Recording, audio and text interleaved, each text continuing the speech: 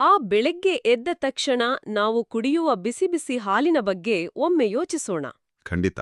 ಅದು ನಮ್ಮ ದಿನದ ಆರಂಭ ಅಲ್ವಾ? ಹೌದು, ಆ ಹಾಲನ್ನು ನೀಡಿದ ಹಸು ಎಲ್ಲೋ ನೂರಾರು ಕಿಲೋಮೀಟರ್ ದೂರದ ಹಳ್ಳಿ ಇರಬಹುದು.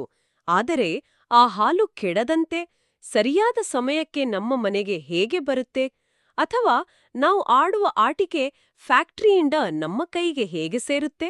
ಇದು ನಿಜಕ್ಕೂ ಒಂಥರ ಮ್ಯಾಜಿಕ್ ತರಾನೇ. ಅದೇ ಇಂದಿನ ನಮ್ಮ ಈ ವಿಶೇಷ ಚರ್ಚೆಯಲ್ಲಿ ಇದರ ಬಗ್ಗೆನೇ ಮಾತಾಡೋಣ. ನಾವು ಪ್ರಕೃತಿಯಿಂದ ವಸ್ತುಗಳನ್ನು ಪಡೆಯುತ್ತೇವೆ, ಫ್ಯಾಕ್ಟರಿಗಳಲ್ಲಿ ತಯಾರು ಮಾಡುತ್ತೇವೆ. ಆದರೆ ಅವು ಸರಿಯಾದ ಸಮಯಕ್ಕೆ ನಮ್ಮ ಕೈ ಸೇರುವುದು ಹೇಗೆ? ಕರೆಕ್ಟ್. ಇಲ್ಲಿ ನನ್ನದೊಂದು ಕುತೂಹಲಕಾರಿ ಪ್ರಶ್ನೆ ಇದೆ. ಈ ಹೊಸ ವಲಯ ಯಾವುದೇ ವಸ್ತುವನ್ನು ತನ್ನ ಕೈಯಾರೆ ತಯಾರಿಸದಿದ್ದರೆ ಇದು ಕೆಲಸ ಮಾಡುವುದಾದರೂ ಹೇಗೆ? ನೋಡಿ, ವಸ್ತುಗಳನ್ನ ತಯಾರಿಸುವ ಬದಲು ಇದು ನಮಗೆ ಸರ್ವಿಸಸ್ ಅಂದ್ರೆ ಸೇವೆಗಳನ್ನ ನೀಡುತ್ತದೆ. ಓಹೋ, ಅಂದ್ರ ವಸ್ತುಗಳನ್ನ ಮಾಡಲ್ಲ, ಬರೀ ಸೇವೆ ಕೊಡುತ್ತೆ. ಎಕ್ಸಾಕ್ಟ್ಲಿ. ಇದು ಪ್ರೈಮರಿ ಸೆಕ್ಟರ್ ಅಂದ್ರೆ ಕೃಷಿ ಮತ್ತು ಸೆಕೆಂಡರಿ ಸೆಕ್ಟರ್ ಅಂದ್ರೆ ಫ್ಯಾಕ್ಟರಿಗಳ ನಡುವಿನ ಒಂದು ದೊಡ್ಡ ಸೇತುವೆ. ಈ ಸೇತುವೆಯನ್ನೇ ನಾವು ಟರ್ಷಿಯರಿ ಸೆಕ್ಟರ್ ಅಂತ ಕರೆಯೋದು ಅಲ್ವಾ?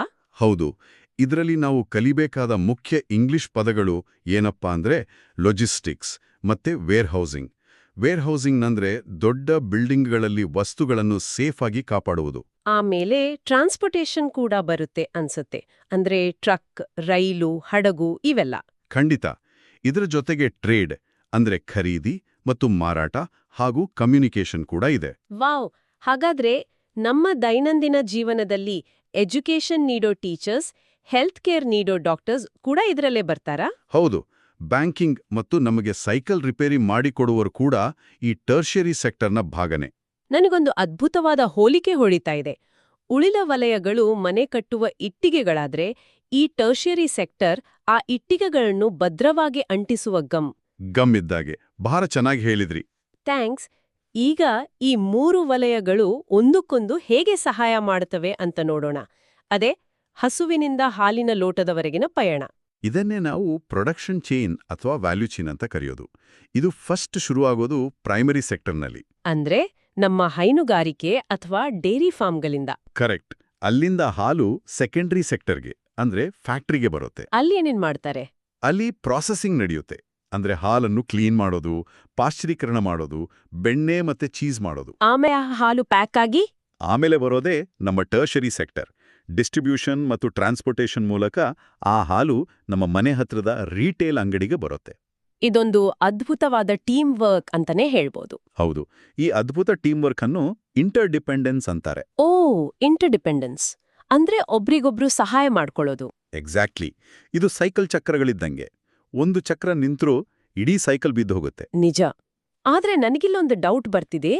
ಈಗ ಒಬ್ಬನೇ ಬಡ ರೈತನಿಗೆ ಹಾಲನ್ನು ಸಾಗಿಸಲು ದೊಡ್ಡ ಟ್ರಕ್ ಕೊಳ್ಳಲು ಕಷ್ಟವಾದ್ರೆ ಏನ್ ಮಾಡ್ಬೇಕು? ಇದಕ್ಕೊಂದು ಸೂಪರ್ ಐಡಿಯಾ ಇದೆ.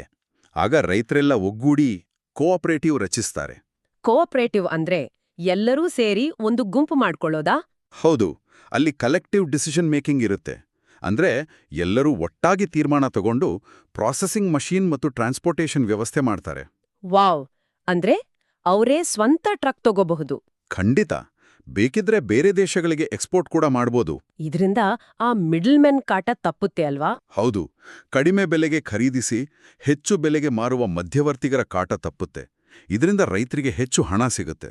ಇದು ಬಹಳ ಒಳ್ಳೆ ವಿಷಯ.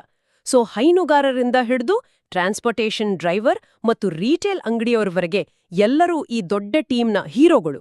ಡೆಫಿನೆಟ್ಲಿ. ಪ್ರತಿಯೊಬ್ಬರ ಕೆಲಸವೂ ಅಷ್ಟೇ ಮುಖ್ಯ. ಇವತ್ತಿನ ನಮ್ಮ ಈ ಚರ್ಚೆಯ ಕೊನೆಯಲ್ಲಿ ಒಮ್ಮೆ ಕಣ್ಮುಚ್ಚಿ ಯೋಚಿಸೋಣ. ಏನಂತ ಯೋಚನೆ ಬೇಕು? ಜಗತ್ತಿನಲ್ಲಿ ಕಮ್ಯುನಿಕೇಷನ್ ಅಥವಾ ಟ್ರಾನ್ಸ್ಪೋರ್ಟೇಷನ್ ದಿಢೀರನೆ ನಿಂತು ಹೋದ್ರೆ ಹೇಗಿರಬಹುದು? ಅರೇ, ಅದು ತುಂಬಾನೇ ಕಷ್ಟ ಆಗುತ್ತೆ. ಹೌದು. ಬಿರು ಬೇಸಿಗೆಯಲ್ಲಿ ತಿನ್ನಲು ಇಷ್ಟಪಡುವ ತಣ್ಣನೆಯ ಐಸ್ ಕ್ರೀಮ್ ಫ್ಯಾಕ್ಟರಿಯಿಂದ ಕರಗದಂತೆ ನಮ್ಮ ಕೈಗೆ ಹೇಗೆ ತಲುಪುತ್ತಿತ್ತು? ಚಾನ್ಸೇ ಇಲ್ಲ. ಅದು ದಾರಿಯಲ್ಲೇ ಕರಗಿ ನೀರಾಗಿರುತ್ತಿತ್ತು. ನಿಜ. ಸೊ ಮುಂದಿನ ಬಾರಿ ಐಸ್ ಕ್ರೀಮ್ ತಿನ್ನುವಾಗ ಈ ಮೋಜಿನ ಪ್ರಶ್ನೆಯ ಬಗ್ಗೆ ಯೋಚಿಸಲೇಬೇಕು. ಮತ್ತೆ ಸಿಗೋಣ. ಖಂಡಿತ. ಬಾಯ್ ಬಾಯ್.